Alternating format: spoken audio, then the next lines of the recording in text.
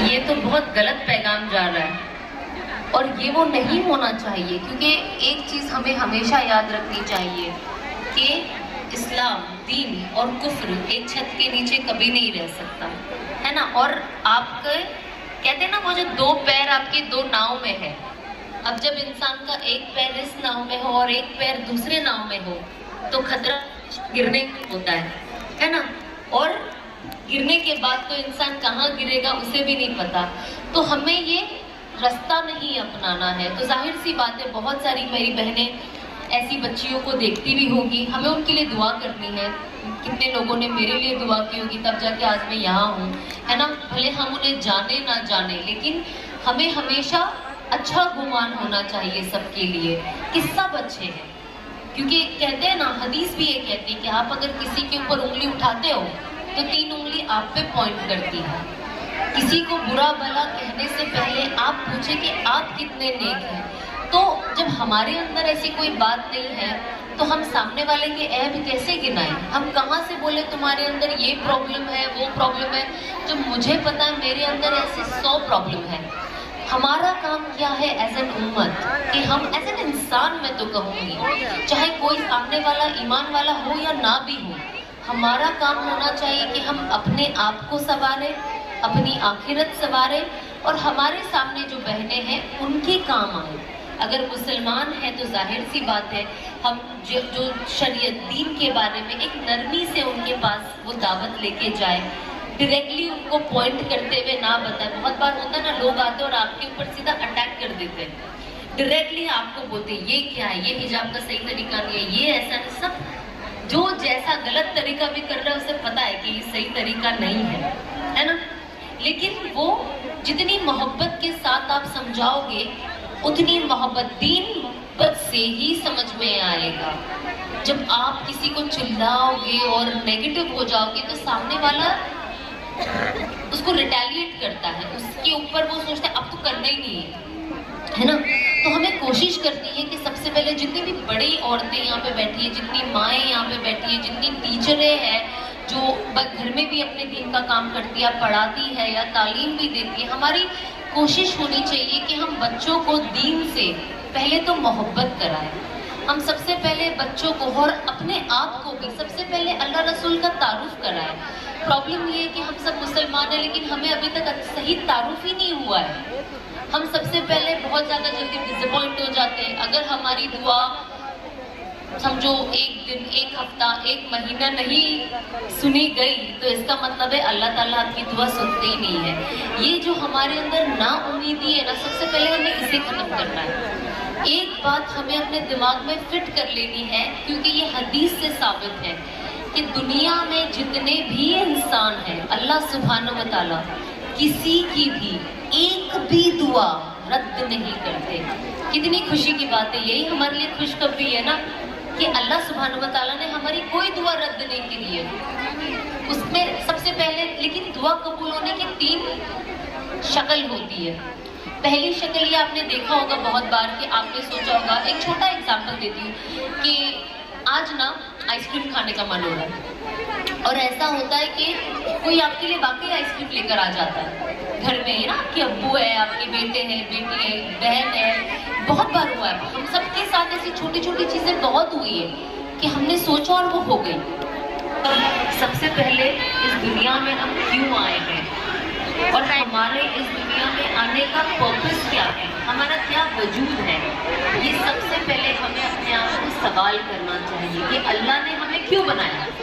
कोई रीजन होगा ना हमें बनाने का कि हमें बनाया क्यों है, हमारी इस दुनिया में लाया क्यों है। कुरान की एक आयत एकदम सिंपल, एकदम स्ट्रेट, इजी टू अंडरस्टैंड। क्या है वो आयत? इसका तर्जुमा ये है कि वो कहते हैं कि अल्लाह ने जितने भी जिन्न हैं और जितने भी इंसान हैं उन्हें अपनी इबादत के लिए बनाया है। अब फिर उसका खुलासा हमें रसूलुल्लाह सल्लल्लाहु अलैहि वसल्लम ने क्या दिया है कि इंसान दुनिया में हर उस चीज का फायदा भी ले सकता है, दुनिया की चीज का, और दुनिया में रहने के लिए जो जो असबाब है उसका भी इस्तेमाल कर सकता है, एज लॉन्ग एज हम इस्लाम को और उसके शरीयत को जहन में रखें। इस दायरे में हम जो भी कर सकते हैं हम वो करें। अब जब बात आती है तो हमेशा बात आती है कि रिस्ट्रिक्शंस, अल्लाह की तरफ से रिस्ट्रिक्शंस क्या है। उस दिन मैं एक चीज़ पढ़ रही थी और बस मैंने कहा ये कितनी सही बात है। जब बात आती है कहते हैं कि चलो अल्लाह ने इस चीज़ को हराम कर दिया। अब आप एक ड्रिंक की बात को, है ना, अल्लाह ने क्या किस ड्रिंक को हराम किया है? शराब को हराम किया है। अब आप सोचिए शराब के अलावा कितनी चीज़ें हैं जो आप पी सकते हो, हजारों चीज़ें हैं जो आप पी सकते हो, लेकिन हराम क्या किया है? सिर्फ एक ही चीज़। और जब हाईलाइट होती है तो वो एक ही चीज़ की इतनी हाईलाइट होती है, ये हराम वो हराम वो हराम, तो हर कोई ये कहता है अरे तुम्हारे में तो ये भी हराम है ये भी हराम है। लेकिन जब आप उसका खुलासा करो और पढ़ो तो लगता है नहीं, अल्लाह ने तो पीने के लिए हजारों लाखों चीज़ बनाई है एक तरीके से, लेकिन हराम तो सिर्फ एक ही चीज़ रखी है। कितना आसान। अब खाने के लिए देखो, हराम क्या? एक ही चीज़, बाकी हलाल हमारे लिए ज़्यादा चीज़ें हैं कंपेयर टू हराम। तो अल्लाह सुब्हानहू व तआला ने हमें दिया ज़्यादा है, रिस्ट्रिक्शंस बहुत कम चीज़ पे है। तो इस्लामिक जो लाइफ है ना वो बहुत इजी है। अब डिपेंड करता है कि आप उस लाइफ को कैसे सोचते हो। अगर आप इस चीज़ को बोझ समझोगे तो ये आपको बोझी लगेगी। अगर इस चीज़ को आप लाइट समझोगे, आप समझोगे नहीं ये तो कितना आसान है। अब पहले मुझे लगता था कि जब मुझे चेंज का टाइम था, मुझे लगता था क्योंकि मेरे पास सही दावत नहीं आई थी, मैं सही इस्लाम समझ नहीं पाई थी, तो जो भी मैं ऊपर ऊपर देखती थी मुझे लगता था बाप रे। जब मैं चेंज हो रही थी मुझे लगता था ये भी नहीं कर पाऊंगी, अब ये भी नहीं हो पाएगा, ये भी नहीं कर सकते। अरे नहीं नहीं, मतलब मौलवियों से कौन शादी करेगा, वो तो मतलब कुछ भी लाइफ ही खत्म मौलवी से शादी करने के बाद। मुझे लगता था मौलवी बहुत बोरिंग होते हैं, इनकी लाइफ में क्या ही है, कुछ ही नहीं, सिर्फ मस्जिद से घर, घर से मस्जिद, और क्या करते हैं रोमांटिक तो बातें क्या ही करेंगे, आता ही क्या है इन्हें, है ना, उनको तो कुछ पता ही नहीं होता है। तो मेरी जिंदगी में इतना कुछ क्वेश्चन चल रहा था। एंड आई रिमेम्बर जब मेरे भी शौहर है, जब मैं उनसे उनको मैं एक बार मिली थी, जब मैं एक मौलाना साहब से मिलने जा रही थी, मेरी अम्मी थे वो थे। एंड आई रिमेम्बर हम लोग वापस आ रहे थे वहाँ से मिलके और हम गाड़ी में बैठे थे और मुझे वो लोग ड्रॉप कर रहे थे, मेरी अम्मी अब्बू मेरी आंटी थे। एंड आई रिमेम्बर हम गाड़ी में बैठे थे एंड गाड़ी इतनी सुमसाम, मतलब कुछ गाड़ी में बज नहीं रहा था। अब जाहिर सी बात है तब मैं बदली नहीं थी, तो मुझे गाना सुनने की आदत थी उस वक्त। तो मुझे ऐसा लगता था कोई गाड़ी में बिना गाना बजाए बैठ कैसे सकता है। मुझे लगा बहुत बोरिंग लोग हैं, वाकई बहुत बोरिंग लोग हैं, क्योंकि उस वक्त अल्लाह जिस चीज़ को नापसंद करते थे मेरे दिल में उसके लिए मोहब्बत थी, उस हराम के लिए मोहब्बत थी। देखो जब तक आप गंदी चीज़ों के लिए सिर्फ नहीं करना इज नॉट इम्पॉर्टेंट, नहीं करने के साथ आपको अपने दिल में उस चीज़ के लिए नफरत पैदा करनी है। जब तक आप गंदी चीज़ों से नफरत नहीं करोगे ना, फिर आप कहोगे कि मैं छोड़ना चाहती हूँ पर छूट नहीं रहा है। अब मेरी कितनी हिजाबी बहनें जो मुझे कहती है कि पता है बाजी म्यूजिक नहीं छूट रहा, क्योंकि आप उससे नफरत नहीं कर रहे हो, आप सिर्फ सोच रहे हो कि अल्लाह को नहीं पसंद म्यूजिक, तो मुझे म्यूजिक नहीं सुनना चाहिए, पर अभी तक आपके दिल में उस चीज़ के लिए नफरत नहीं पैदा हुई है। देखो हम एक इंसान से, हमारे पड़ोसी हमसे लड़ ले, फौरन दिल में नफरत पैदा हो जाती है, दूसरे दिन से देखेंगे भी नहीं, चाहे इंसान हमारे कितने सामने भी क्यों ना हो। किसी दोस्त से झगड़ा हो जाए, एक सेकंड में नफरत पैदा हो जाती है। तो जहाँ नहीं होनी चाहिए हम वहाँ पे नफरत पैदा कर रहे हैं, लेकिन जहाँ होनी चाहिए, जहाँ से अल्लाह बहुत हमसे नाराज होते हैं, वहाँ नहीं हो रही है। तो जाहिर सी बात है, अब जब मैं आई तो मुझे ऐसा लगता था बस ये जल्दी जल्दी मैं होटल पहुँच जाऊँ ताकि मैं जाके थोड़ा अपना, क्योंकि मैं इंडिया में नहीं थी उस वक्त, तो मैंने सोचा थोड़ा एंजॉय करूँगी। अब जब मैं उस वक्त को सोचती हूँ तो मुझे इतनी हंसी आती है, क्योंकि जब मैं 2020 में अपने आप के अंदर तब्दीली लाई, तो मेरी जिंदगी में जो सबसे पहली तब्दीली आई थी वो थी कि मैं आज के बाद टीवी कभी नहीं देखूंगी।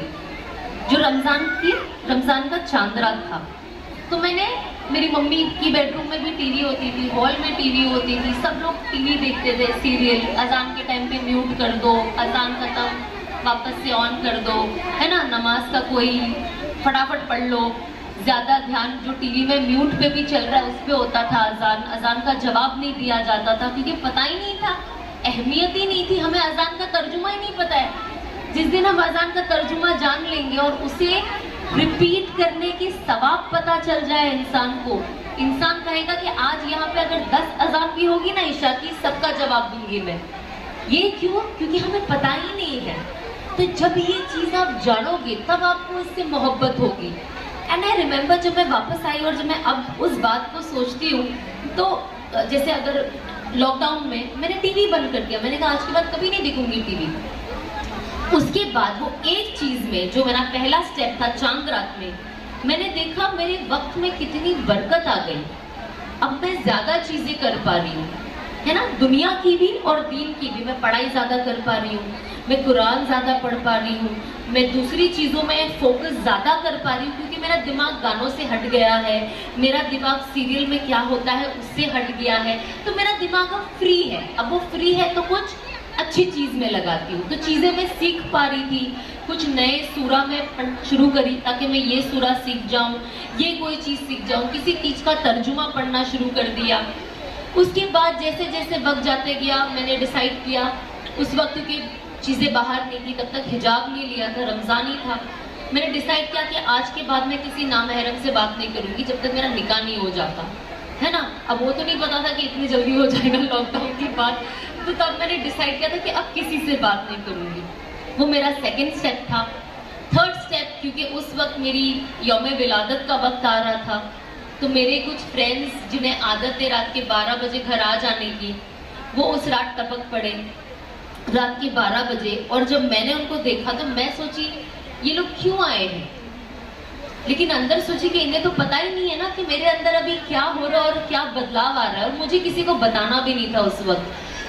तो मैंने सोचा ठीक है आ जाओ, ये आखिरी साल है, अगले साल से तुम कोई यहाँ दिखने नहीं वाले हो और ना ही ऐसी कोई यौम विलादत होने वाली है, कोई बर्थडे सेलिब्रेट, क्योंकि तब तक मैं समझ चुकी थी कि बर्थडे सेलिब्रेट करना भी हराम है और उसके अलावा ये एक शैतानी रिचुअल है जो किया जाता है। उसी साल मैंने डिसाइड कर लिया था कि आज से मैं अपना कभी बर्थडे सेलिब्रेट नहीं करूंगी, कभी केक नहीं कटेगा, कभी हमारे घर में अभी किसका बर्थडे कब होता है किसे नहीं पता। मेरे ससुराल में भी मुझे आज तक नहीं पता है कि किसका बर्थडे हो रहा है, और ना ही मैंने आज तक इन 4 सालों में केक देखा है कि भाई किसका बर्थडे घर में ही काट के खा लो।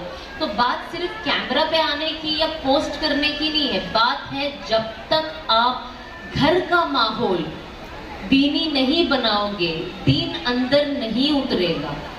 घर में जब तक रोज तालीम नहीं होगी, दीन नहीं उतरेगा। देखिए हम हर चीज भूल जाते हैं, तो तालीम एवरीडे होना इज वेरी इंपॉर्टेंट। ये आप लोग अपने ना लिस्ट में लिख दो कि रात को ईशा के बाद आपने खाना खा लिया, 10 साढ़े 10 बजे का वक्त आप तय कर लीजिए। हम सब बॉम्बे में रहने वाले लोग हैं, मुमरा में, जो जितने भी लोग बॉम्बे साइड ये साइड है, हम सबको लेट सोने की आदत है। कोई यहाँ पे 9 बजे सोने वाला नहीं है, जिसमें गुजरात वालों की बात कर रही हूँ। हमारे यहाँ तो 10 बजे सब खत्म। अब लगता है क्या करूँ, कितना ही टाइम है यहाँ पे।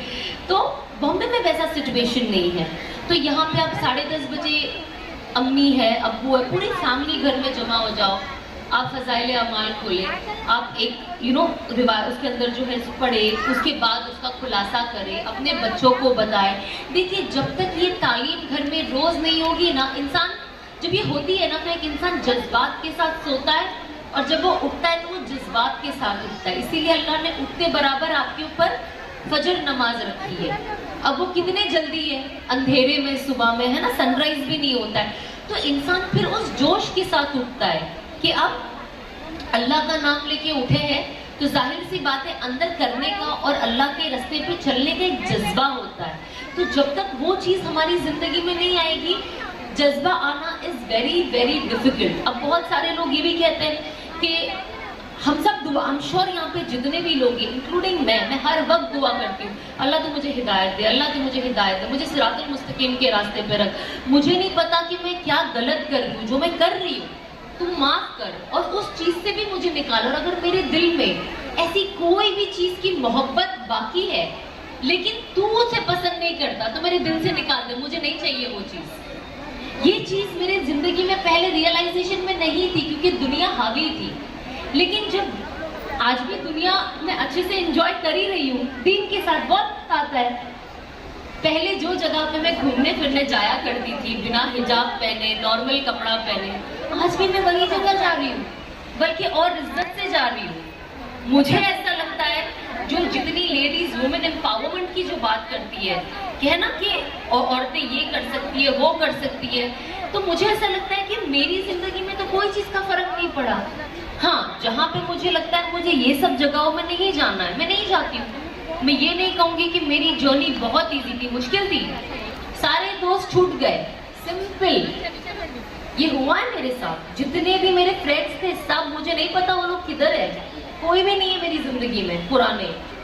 एक दो होएंगे मुश्किल से ऑन एंड ऑफ, लेकिन बहुत प्यार दिखाते थे, वो मुझे मैसेज भी नहीं करते। तो ये जिंदगी का नाम है। अगर आप सोचोगे, देखिए दीन, अगर आप दीन भी पढ़े, इस्लाम के बारे में सीरत पढ़े रसूलुल्लाह सल्लल्लाहु अलैहि वसल्लम की, किसी भी नबी की, आदम अलैहिस्सलाम से आप उठा ले, दीन इज अबाउट कुर्बानी। जब तक कुर्बानी नहीं दोगे ना, कुछ नहीं मिलेगा।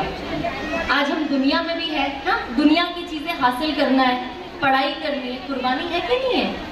आज बाप की कुर्बानी, सुबह उठ के वो काम पे जाते हैं ताकि घर चला सके, बीवी के लिए खर्चा, घर के लिए खर्चा, बच्चों की पढ़ाई, उनका। माँ की कुर्बानी, सुबह उठती है ना, सोने का तो सबका मन करता है, लेकिन शौहर को खाना देना है, टिफिन बांध के देना है, कोई जॉब पे जाता है, बच्चों को सुबह उठ के, अब मेरा भी बच्चा है 1 साल का, मुझे उठना पड़ता है सुबह, चाहे मुझे नींद क्यों ना आए। पहले तो ऐसा था कि जब मैं सोती थी कोई मेरे बेडरूम में नॉक भी नहीं करता था, मुझे इतना गुस्सा आता था, मुझे नींद से कैसे उठा दिया। अब मेरा बच्चा पूरी रात उठाता है मुझे, क्यों, सो जाओ, सुबह मिलेंगे। लेकिन तब आपको रियलाइज कि ये जो कुर्बानी जो मैंने सुनी है ना, ये जब मैंने एक्सपीरियंस किया, अब मेरा बच्चा भाई ऐसे भी हिलता है ना, मैं फौरन उठ जाती हूँ, क्या हुआ, नींद में उसको लोरियां गाती हूँ, क्या क्या गाती हूँ।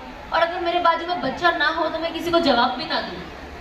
तो हर किसी को प्यारी होती है, लेकिन यही कुर्बानी होती है। हम बच्चों के लिए, आज बच्चे जितने लोग पढ़ते हैं, चाहे स्कूल जाते हैं, मदरसा जाते हैं, कुर्बानी दे रहे हैं ना, इतनी मेहनत कर रहे हैं। मेरे घर में 7 साल की छोटी छोटी जो बच्चियां हैं मेरी ननद की, वो लोग जो सुबह 6 बजे से जाते हैं, शाम को 7 बजे जाते हैं, 9 बजे तो सब बेहोश, मतलब सोना is also not the word, इतने थक जाते हैं। मदरसा स्कूल, ट्यूशन, होमवर्क, माशाल्लाह से सब आधा कुरान के हाफिज हो चुके, 2 तो पूरे हो चुके, अगले साल फारिग हो जाएंगे इंशाअल्लाह। तो ये सारी चीजें देखिए कहाँ से आती है, कुर्बानी से। हाँ, आज जो हमें दीन हासिल हुआ है, कैसे हासिल हुआ है? कुर्बानी से ना। इतने लोग रसूलुल्लाह सल्लल्लाहु अलैहि वसल्लम, उनके बाद उनके साथ उनके सहाबा, जितने लोग ने लड़े हैं और जैसे दीन फैलाया है, दावत का काम, तबलीग का काम जो ये किया है, तब जाके आज दीन हमें मिला है ना। हमें तो आसानी से दीन मिल गया है। वो कहते हैं ना, उंगली काट के शहीदों में नाम लिख दिया है, हमारे साथ वो मामला है। हमने किया कुछ नहीं है, लेकिन दीन हमें मिल गया है। अब हमें इसकी वैल्यू समझनी है। जब तक आप ला इलाहा इल्लल्लाह मुहम्मदुर रसूलुल्लाह, इसकी आप इम्पोर्टेंस नहीं समझोगे, आप समझ ही नहीं पाओगे दीन क्या है। और सबसे सिंपल बात, जितना ला इलाहा इल्लल्लाह आपके दिल में उतरेगा, उतना मोहम्मदुर रसूलुल्लाह आपके जाहिर तौर पे दिखेगा। कहते हैं ना, ला इलाहा इल्लल्लाह दिखा नहीं सकते, मोहम्मदुर रसूलुल्लाह छुपा नहीं सकते। जाहिर सी बात है, जो इंसान के अंदर कलमा है, जो ला इलाहा को समझेगा, वो अपने अल्लाह के रसूल की सुन्नतों को जाया होने देगा? नहीं होने देगा। ऑटोमेटिक ये हिजाब की मोहब्बत मेरे अंदर कैसे आई? जब मैं अल्लाह को पहचानी, मुझे लगा मैं कैसी गफलत की जिंदगी में हूँ, मुझे तो मर ही जाना है। एक दिन सब मर गए, बड़े बड़े लोग मर गए। जब हमें लगता था इनके बिना दुनिया कैसे चलेगी, इनके बिना ये कैसे चलेगा, उनके बिना वो कैसे चलेगा, सब कब्र में चले गए। एक दिन हमें भी जाना है और हमें कोई याद नहीं रखेगा। दुनिया तो बहुत दूर की बात है, हमें अपनी औलाद भी कुछ साल के लिए याद रख ले, बहुत बड़ी बात है। जमाना बहुत खराब है आज आप खुद सोचिए, यहाँ पे जितने भी बड़ी औरतें हैं जिनके माँ बाप नहीं है अभी, आप खुद सोचिए कि आप कितनी बार अपने माँ बाप को रोज याद करते हो, कितना पढ़ के भेजते हो।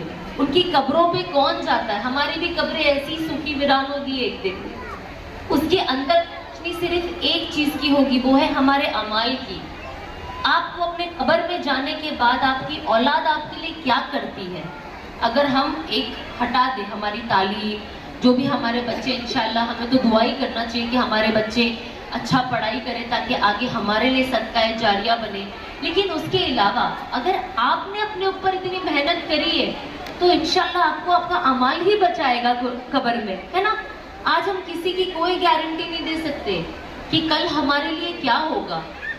मौत कहते हैं ना, मलिकुल मौत हर घर में, हर इंसान के लिए दिन में 5 वक्त आके दस्तक देती है कि उसका लेके जाने का वक्त आ गया है कि नहीं। सोचिए, हमें ऐसा लग रहा है वाओ अभी तो मैं बस I am only 18, I am only 20, 30, 40। आज हम सुनते हैं इसको हार्ट अटैक आ गया, अरे तो 40 साल का, कितना जवान, अच्छी हेल्थ, जिम करने